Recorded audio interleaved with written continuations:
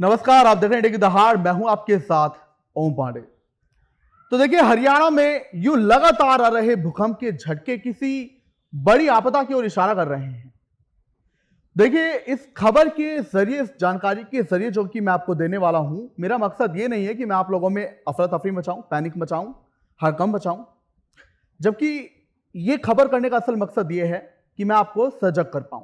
क्योंकि देखिए, हरियाणा की अगर मैं बात करूं तो हरियाणा में अब तक 25 दिनों में लगातार 6 बार भूकंप आ चुके हैं, जो कि अपने आप में चेताने वाले हैं। जुलाई माह की अगर मैं बात करूं तो इसी जुलाई माह में जो है, मुश्किल से कुछ ही दिनों के अंतराल में 4 भूकंप के झटके आ चुके हैं।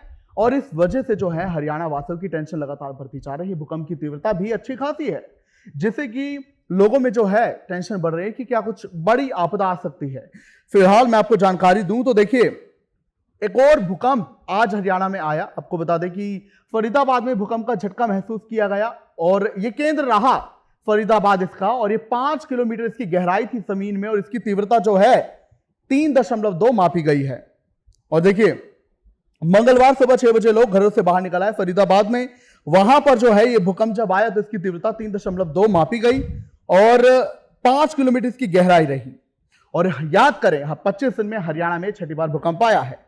भूकंप के लिहाज से हरियाणा में 12 जिले संवेदनशील हैं। अब मैं उन 12 संवेदनशील जिलों के नाम आपके आगे रख रहा हूं जो कि इन भूकंप के चलते संवेदनशील बताए गए हैं। इनमें रोहतक है, पानीपत है, करनाल है, महेंद्रगढ़ है, पंचकुला है, अंबाला है, सोनीपत है, गुरुग्राम है, झज्जर, नूह, पलवल और फरीदाबाद शामिल हैं। यानी कि ये जो भूकंप का फिलहाल केंद्र माने जा रहे हैं और जो सेंसिटिव जोन में लाए गए हैं जिले हरियाणा के वो 12, उनमें उत्तरी और दक्षिणी हरियाणा के कई जिले हैं। फरीदाबाद है, इसमें सोनीपत है, रोहतक है और करनाल है, पानीपत, और हम पानीपत में फिलहाल हैं। तो ऐसे में, और आप ये देख पाएंगे नजारा आसपास का, कितने बड़े बड़े घर यहां पर हैं, कितनी बड़ी बड़ी बिल्डिंग यहां पर हैं। तो अब देखिए टेंशन क्यों बढ़ रही है लगातार, कि हरियाणा में जिस हिसाब से 25 दिन में 6ठी बार भूकंप आया है, वो टेंशन बढ़ा रहा है कि क्या कुछ बड़ा होने वाला हरियाणा में, क्या कोई बड़ा भूकंप का झटका हरियाणा वासियों को देखने को मिलेगा। तो ऐसे में अब जो है इसी के चलते लोगों की टेंशन बढ़ रही है। लेकिन मैं आपसे बार बार कह रहा हूं कि आप जो है टेंशन में ना आए।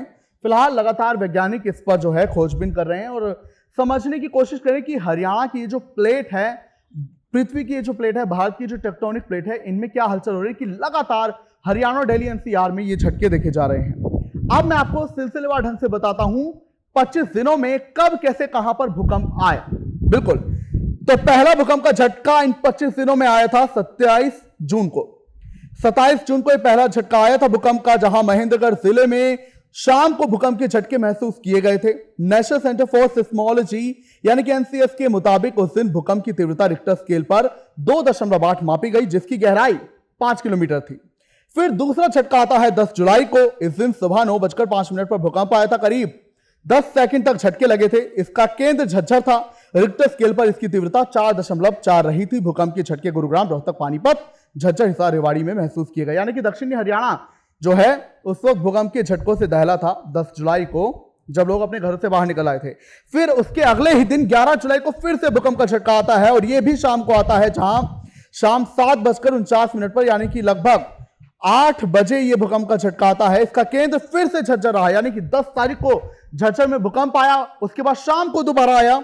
और फिर राष्ट्रीय भूकंप विज्ञान केंद्र के मुताबिक रिक्टर स्केल पर इसकी तीव्रता 3.7 रही, जिसका असर गुरुग्राम, रोहतक, जींद, रेवाड़ी, सोनीपत और झज्जर में दिखा। फिर दोबारा भूकंप का झटका आता है 16 और 17 जुलाई को, जहां रात 12:46 पर भूकंप के झटके महसूस किए गए। इसका केंद्र रोहतक रहा। रिक्टर स्केल पर इसकी तीव्रता 3.6 दर्ज की गई, हालांकि इसमें किसी भी तरह का नुकसान नहीं हुआ। फिर अगेन 17 जुलाई को भूकंप का झटका आया, वो आया दोपहर 12:34 पर। इसका केंद्र फिर से झज्जर रहा। रिक्टर स्केल पर भूकंप की तीव्रता 2.5 मापी गई। इसका केंद्र 5 किलोमीटर की गहराई में रहा। अब अगर आप देखें, ये जो 25 दिनों में भूकंप के झटके आए, ज्यादातर जुलाई में, 4 जुलाई में झटके आए, जिनमें से 3 झज्जर में आए।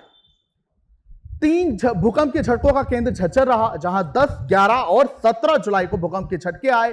इनकी तीव्रता भी अच्छी खासी मापी गई और इससे लोगों में दहशत फैल गई। और देखिए, अब मैं अगर आपको जानकारी दूं कि भूकंप आखिर क्यों आता है, तो देखिए, हमारी धरती की सतह मुख्य तौर पर 7 बड़ी और कई छोटी छोटी टेक्टोनिक प्लेट से मिलकर बनी है। और ये प्लेट्स लगातार तैरती रहती हैं और कई बार आपस में टकरा जाती हैं। टकराने से कई बार प्लेट्स के कुछ कोने मुड़ जाते हैं और ज्यादा दबाव पड़ने पर ये प्लेट्स टूटने लग जाती हैं। ऐसे नीचे से ऊर्जा बाहर की ओर निकलने का रास्ता खोजते हैं उसमें। अब आप इसे ज्योग्राफिकल फिनोमिनन को समझे तो देखिए होता क्या है, भूकंप आता कैसे। हमारी पृथ्वी की टेक्टोनिक प्लेट्स है 7, इसकी ये 7 प्रकार की होती हैं। अब ये तैरती रहती है, इनकी मूवमेंट होती रहती है, फिर आपस में टकराती हैं। टकराने के बाद इनके कोने टूटते हैं, उससे एक एनर्जी, देखिए टकराई कोई चीज तो एक एनर्जी आती है, उस एनर्जी के चलते पृथ्वी की सतह पर डिस्टर्बेंस होती है और वही भूकंप कहलाता है। और ऐसे में अब जो है हरियाणा, दिल्ली, एनसीआर में लगातार भूकंप के झटके देखे जा रहे हैं। मार्च में भी देखे गए थे और भी कई मौकों पर, यानी कि अगर ये साल 2025 देखे तो हरियाणा में बहुत ज्यादा भूकंप के झटके आ रहे हैं और जुलाई माह में तो बहुत ज्यादा। तो ऐसे में क्या कोई बड़ी घटना हो सकती है, क्या ये बड़ी टेक्टोनिक प्लेट की मूवमेंट बड़ा भूकंप हरियाणा में ला सकती है, ये देखना होगा। फिलहाल वैज्ञानिक भी इस पर स्टडी करने में लगे हैं। और आपको बता दें कि आपको घबराने की जरूरत नहीं। जब भूकंप आए तो आप एकदम घर से बाहर ना भागे, जब थोड़ी शांति हो तो भागे, क्योंकि एकदम झटके आएंगे ना तो डर रहता है कि अगर ऊपर से बिल्डिंग गिर गई तो चोट क्या जान भी जा सकती है। तो आप तब निकले घरों से बाहर जब हल्के मुल्के झटके आए और बाहर जाके सेफ जगह पर आपको जाना है। बिल्डिंग्स या फिर पुल वगैरह इन सब के नीचे आपको नहीं रहना, आपको खुले मैदानों पर जाना है ताकि आप बच जाएं। क्या कुछ आप पाएंगे इस पर हमें जरूर बताएं।